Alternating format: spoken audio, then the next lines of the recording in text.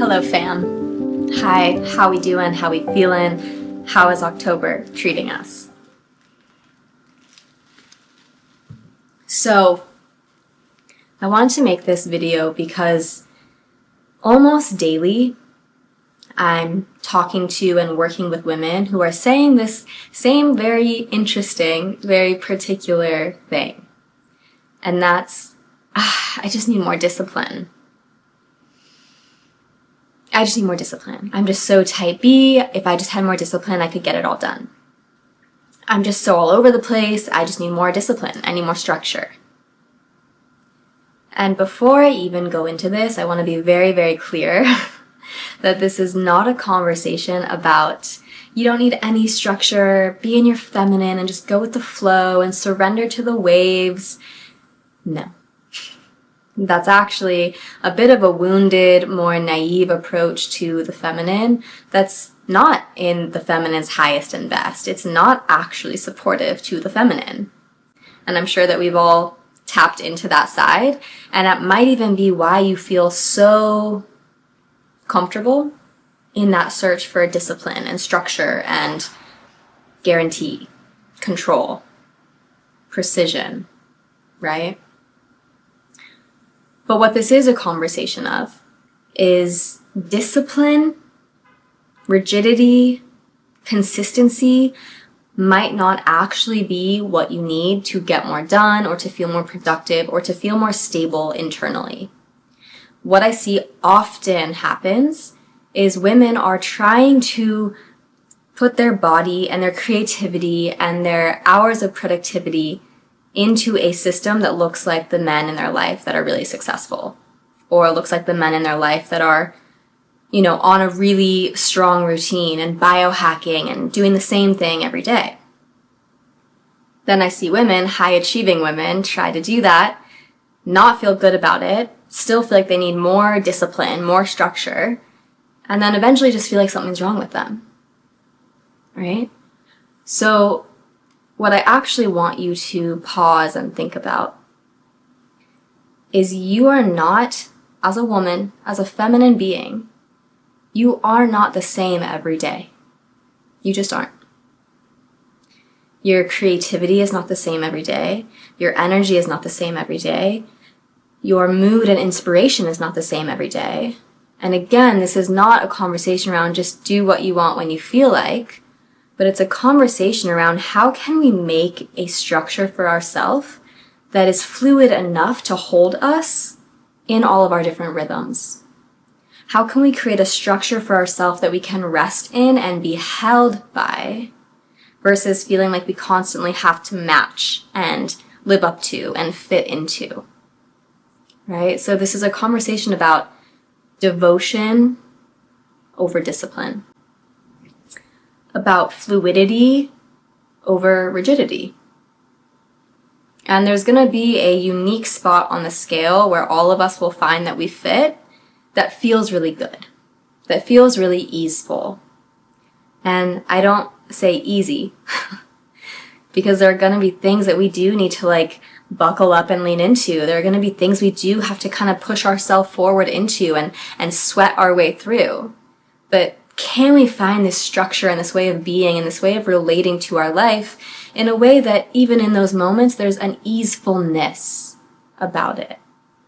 There's a level of trust and security and safety in the fluidity that we can really get behind, right?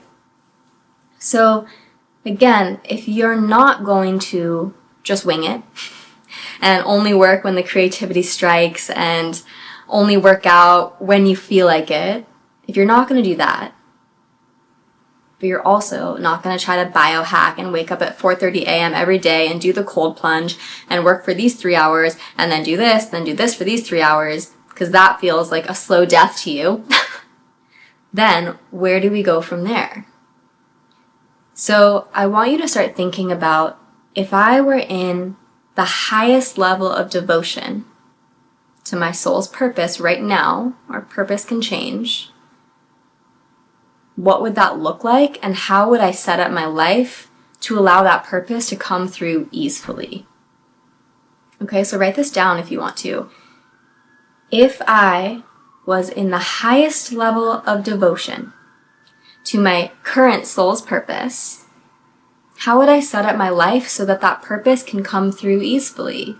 And now this is going to likely have you questioning and having to look at the way your life currently is structured. There's going to be moments where well, I can't do that. Well, I would love to do this, but I can't do that. And I'm going to encourage you to ask, why can't you? Right? So let's just look at some examples. If your sole purpose is parenting your kids to the best of your ability, and you have to have a job, and there are things around the house, and there are, 5 different sports things going on that week with your kids, and you're running around hanging by a thread. If we come back to this question, if I was in highest devotion to my soul's purpose, parenting my kids, how would I structure my life so that that purpose can come through easily? Right? What help would you hire? And if you can't hire right now, what system of support can you create with other parents?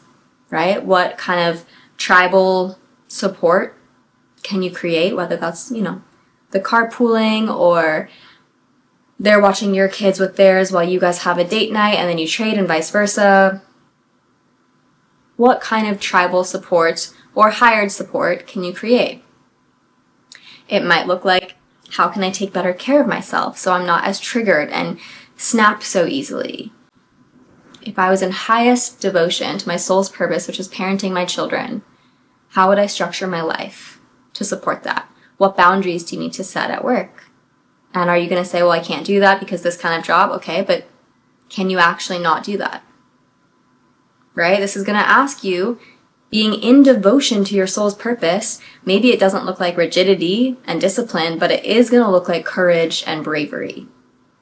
It is going to look like discomfort sometimes, because we're going to have to do the things that feel uncomfortable, that shift the mold, that shift the status quo, so that we can actually live out our soul's purpose and not be in that highly rigid, disciplined energy.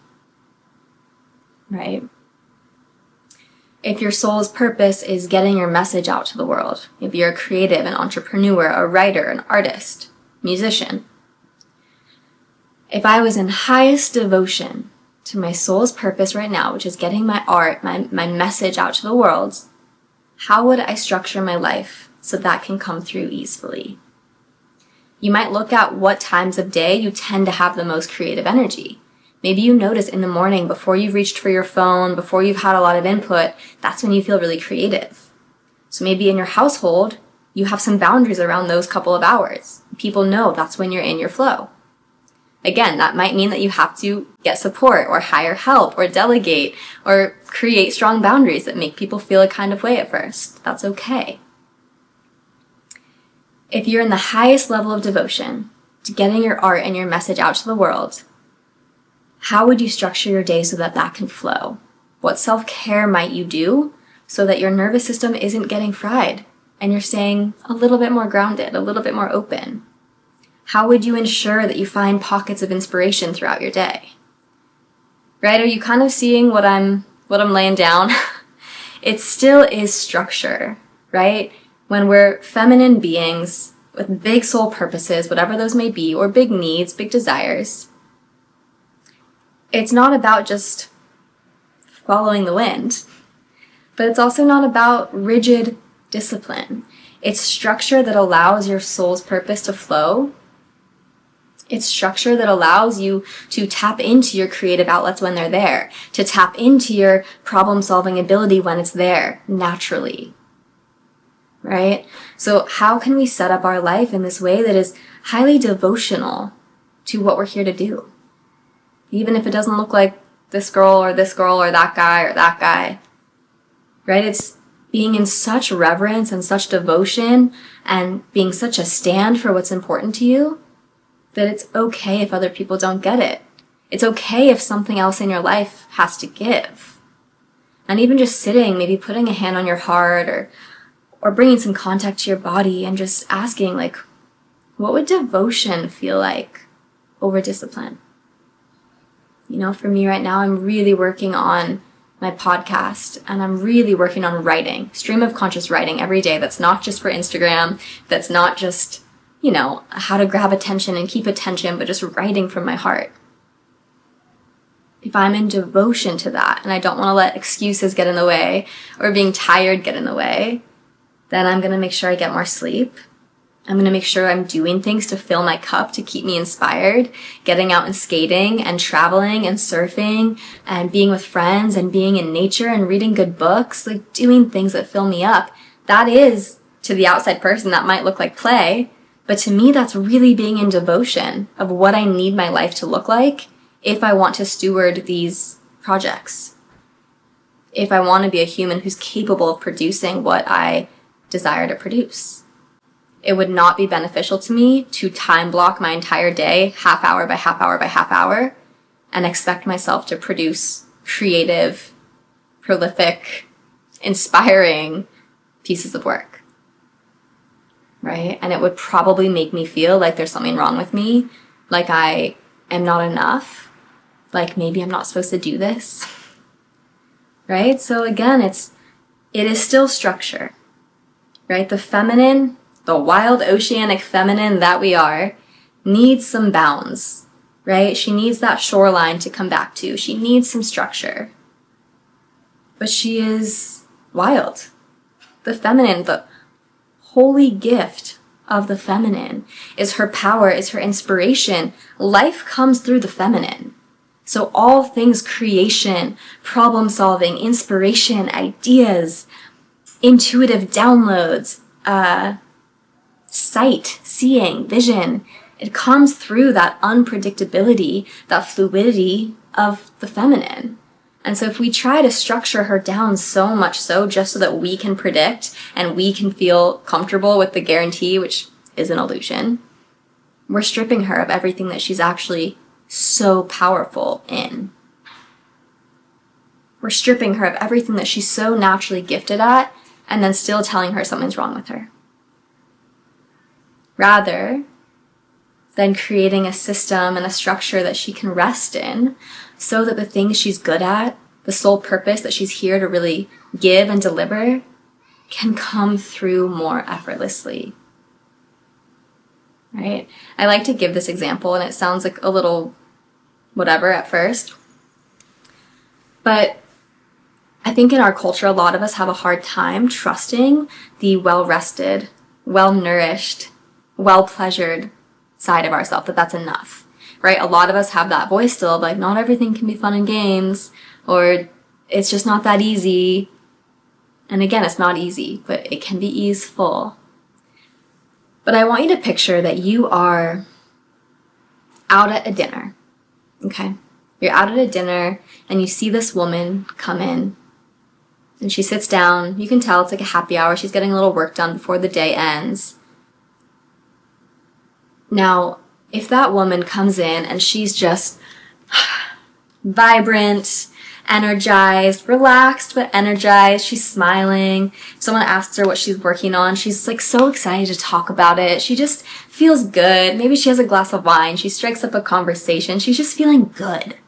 Like, don't you want to know what she does? Doesn't that draw you towards her? Don't you kind of feel like, damn, what a powerhouse? Or a woman could come in, and this is no shade, right? We're just talking energetics. A woman could come in and just be depleted and exhausted and so stressed out, and you can tell her nervous system is really on edge. She's fidgety. She's not striking up conversation. She's not looking up from her computer. She's not happy with what she ordered. Everything just feels heavy. I don't think you're going to be as inspired to be like, ooh, what does that woman do? I'm so curious about her. I'm so fascinated by her. Right? So again, we're just talking about an energetic stance right now. Why would we think that the more rigid and disciplined and forceful and exhausted and stressed out, because our culture seems to think stress equals success, why would we think that operating in that way would support us in manifesting what we desire? Again, just look at how you respond to somebody who is in their vitality, their radiance, their happiness, they're rested, they're good, versus how you respond and engage to someone who's frazzled, on edge, heavy, maybe in a victim story, or just feeling like apathetic. So how do we think life is going to respond to us if we're in one of those energetic states? So I say this to remind you that when those moments come up where you feel like, I don't have time to take care of myself. I don't have time, like sounds nice, Ray. I don't have time to be in devotion to my soul's purpose. If you have time to make a rigid, disciplined schedule for yourself, you have time to figure out a structure that allows you to be in devotion to yourself. And if you think that sounds too good to be true, or you don't feel worthy of that, again, how would you react to someone who's exhausted and depleted versus how would you react to somebody who's choosing themselves and prioritizing themselves? Because that is how life is going to respond to you, right? So again, I want you to keep thinking of if I was, and maybe it doesn't even have to be your sole purpose, just your desire for this month. If your desire for this month is abundance and joy and health, how can you create a structure in your life, a way of being in your life that allows those things to come through easily? It'd probably be a lot of rest. It would probably be a lot of bravery and courage and getting yourself out there if you want to attract abundance. It would probably be connecting with people. Maybe this is a season where you connect with people more than you study, right? Whatever your thing is, what would it look like to be in devotion to that and set up your life in a way that supports that versus just trying to create a strict, rigid, disciplined schedule so we can hopefully guarantee something and that will make us feel safe and miserable, right? So let's start to stretch ourselves outside of discipline and structure and trying to operate like, you know, a masculine man whose body does work in a more predictable, more predictable, cyclical in a different way, right? Like shorter cycles, more predictable, more consistent. The masculine's energy is a bit more penetrative and consistent. The feminine's energy is more fluid and enveloping. So how can we create structures and systems in our life that still support our purpose and our goals, but don't numb us out and dim our radiance and make us feel like something's wrong with us? Right? So again, devotion over discipline, fluidity over rigidity, openness and trust, and excitement over looking for this illusion of a guarantee. Right? That search for a guarantee is actually such a trap, and it pulls us out of our magic, out of our self-trust, out of our courage to step out. Because when we're looking for a guarantee, we're already restricting anything that can happen because there is no guarantee. So we're chasing something that doesn't exist, convincing ourselves it does, and just shrinking and shrinking and shrinking our reality of possibility the more we do that. So I hope that this was helpful. I hope this got you thinking of something in your life a little differently. And I want to really remind you that you creating space for yourself, you being fluid with yourself, is not you being flippant or irresponsible or a version of you you can't trust. It's actually asking you to trust yourself more, that you can still hold yourself and hold your life if you loosen the grip a little bit.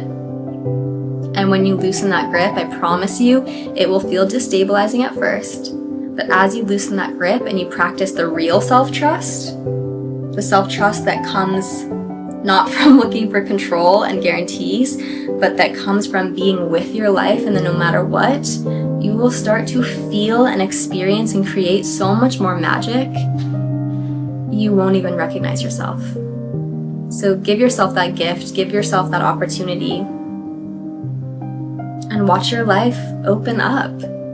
Watch your nervous system start to unwind and really trust yourself, and watch things become more easeful. Maybe not easy, but easeful.